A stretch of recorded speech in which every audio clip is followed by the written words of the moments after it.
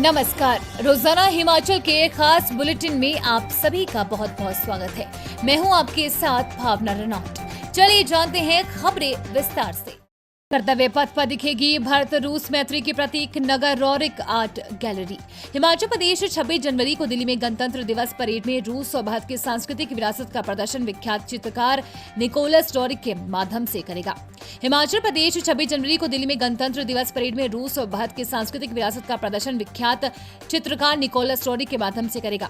रूसी कलाकार रौरिक का 1874 में जन्म हुआ था। इस वर्ष उनकी 150वीं जयंती है। यूएई में रह रहे रिश्तेदार की बेटे की आवाज में प्रिंसिपल को आया फोन, ठगों ने लूट लिए 1.5 लाख रुपए। आर्टिफिशियल इंटेलिजेंस ने जहां लोगों की जिंदगी आसान कर दी है, वहीं इसकी मदद से साइबर ठग लोगों को धोखाधड़ी का शिकार भी बना रहे हैं। इसमें ऑडियो डीप फेक लोगों से ठगी करने का हाईटेक तरीका बन गया है। इसमें साइबर ठग उन्नत मशीन लर्निंग तकनीक का इस्तेमाल करते हैं। इसमें वॉइस क्लोनिंग की मदद भी लेते हैं। इसमें साइबर ठग किसी भी व्यक्ति के वॉइस सैंपल एकत्रित करने के बाद डीप एल्गोरिदम का इस्तेमाल करते हैं।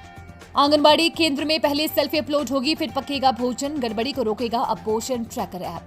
हिमाचल प्रदेश में राशन वितरण में गड़बड़झाली की संभावना को शून्य करने के लिए नई व्यवस्था लागू की गई है। अब आंगनबाड़ी केंद्रों में उपस्थित बच्चों का फोटो कार्यकर्ता सहित पोषण ट्रैकर पर अपलोड करने के बाद ही अब राशन पकेगा।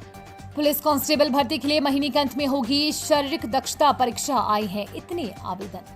हिमाचल में पुलिस कांस्टेबल के 1088 पदों के लिए दिसंबर महीने में ही ग्राउंड टेस्ट होगा। कांस्टेबल की भर्ती के लिए 1.15 लाख आवेदन आए हैं। शारीरिक दक्षता परीक्षा पास करने वाले अभ्यर्थियों की राज्य लोक सेवा आयोग के माध्यम से लिखित परीक्षा ली जाएगी। हिमाचल प्रदेश हाईकोर्ट ने पौंग बांध विस्थापित को 4 सप्ताह में जमीन आवंटन के दिए निर्देश। हिमाचल प्रदेश हाईकोर्ट ने पौंग बांध विस्थापित को जमीन न मिलने पर कड़ा संज्ञान लिया है। कार्यवाहक मुख्य न्यायाधीश तरलोक सिंह चौहान और न्यायाधीश सत्येंद्र वैद्य की खंडपीठ ने 4 सप्ताह में याचिकाकर्ता को जमीन आवंटित कराने के निर्देश दिए हैं। ऐसा नहीं होने पर राजस्थान के मुख्य सचिव को अगली सुनवाई के दौरान व्यक्तिगत तौर पर उपस्थित रहने को कहा है। जिला मुक्त कारागार धर्मशाला में कैदी बने गोपाल डेयरी के दूध से की 19 लाख की कमाई। बॉलीवुड की मशहूर फिल्म 2 आंखें 12 हाथ की कहानी आज भी लोगों को याद होगी, जिसमें एक जेलर कई खूंखार कैदियों की सच्चाई की राह पर चलना सिखाता है। कुछ ऐसी ही तस्वीर हिमाचल प्रदेश के कांगड़ा जिले के जिला एवं मुक्त कारागार धर्मशाला के परिसर में देखने को मिल रही है, जहां जेल में बंद कई कैदी मुक्त कारागार में खोली गई डेयरी में गाय की सेवा करते नजर आ रहे हैं। जेल अधीक्षक धर्मशाला विकास भटनागर की देखरेख में ये सभी कैदी जीवन को नई दिशा देने की कोशिश में गौ सेवा में जुटे हैं और ये इनकी मेहनत का ही फल है। अब इस गौशाला की कमाई लाखों में पहुंच चुकी है। गौशाला में प्रतिदिन 4 से 5 कैदी काम करते हैं।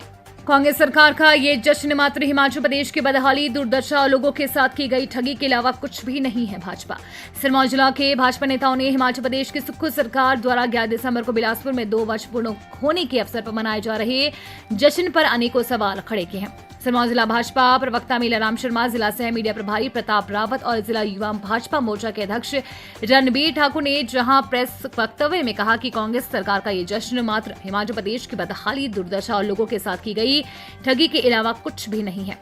उन्होंने बताया कि इन 2 वर्षों के दौरान प्रदेश विकास के मामले में लगभग 2 दशक पीछे चल गया है। उन्होंने आरोप लगाया है कि विकास तो दूर, सुक्खू सरकार ने सत्ता में आते ही भाजपा सरकार द्वारा खोले गए हजारों संस्थान बंद कर दिए हैं। भाजपा नेताओं ने सरकार से पूछा है कि सत्ता हथियाने के लिए चुनाव के दौरान प्रत्येक महिला को 1500 रुपए, सरकार बनते ही पहले कैबिनेट प्रदेश के युवाओं को हर वर्ष 1 लाख नौकरियां, दूध के दाम बढ़ाने जैसे झूठे वादों के कारण कांग्रेस के पूरे देश में फजीहत हुई है और यही कारण है कि उसके बाद हरियाणा, कर्नाटक और आंध्र प्रदेश में विधानसभा चुनावों में कांग्रेस का सूपड़ा साफ हो गया है।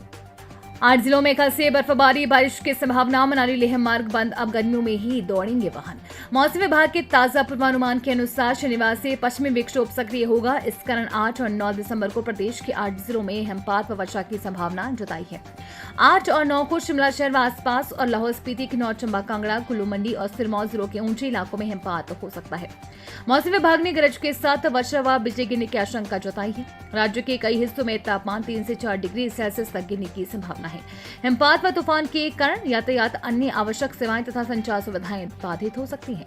शुक्रवार को प्रदेश में मौसम साफ रहा और न्यूनतम तापमान में 1 से 3 डिग्री सेल्सियस की गिरावट आई है। अधिकतम तापमान में 1 से 2 डिग्री सेल्सियस की गिरावट दर्ज की गई है। आने वाले दिनों में तापमान में और गिरावट आएगी। सुंदरनगर में न्यूनतम तापमान 1.6, सोलन में 0.6 और शिमला में 8.4 डिग्री सेल्सियस दर्ज किया गया है। अनुराग ठाकुर बोले, प्रदेश में इतिहास की सबसे भ्रष्ट व निकम्मी सरकार आई। अनुराग ठाकुर ने कहा कि जन जन की जुबान पर एक ही बात है कि प्रदेश के 7 दशकों के इतिहास में पहली बार सबसे भ्रष्ट और निकम्मी सरकार आई है।